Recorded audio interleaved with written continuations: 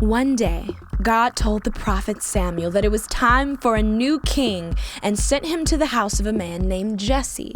Jesse had 7 sons and brought out each of them to meet Samuel. Samuel told Jesse that David, his youngest son, would be the future king of Israel. Shortly after this, an army of the Philistines, Israel's enemy, set up camp on a hill right across the valley from Israel's army. For 40 days in a row, a gigantic Philistine warrior named Goliath would walk down to the valley and mock the Israelites. The Israelites were terrified of Goliath and wouldn't fight him.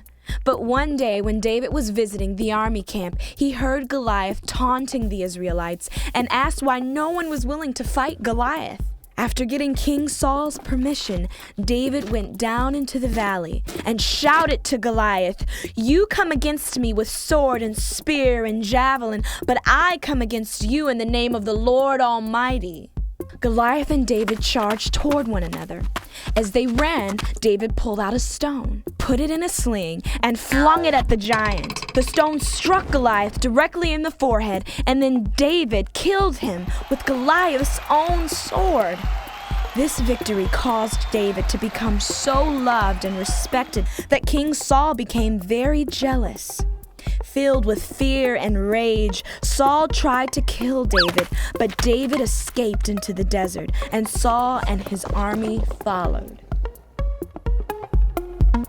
One day, Saul was in a cave and David snuck up on him. But David could not bring himself to kill Saul. When Saul realized what had happened, he broke down crying and made a peace treaty with David, promising he would not kill him. But not long after, Saul became jealous and tried to kill David again.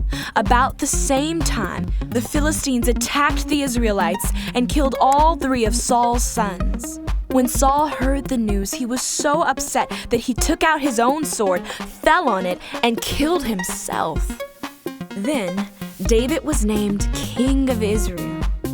He made plans to build a giant building called a temple as a place to worship God. But God spoke to David through his friend Nathan, telling him not to build the temple. God said a temple would eventually be built, but by one of David's sons. One of David's descendants would become a king unlike any before, one whose rule would never end.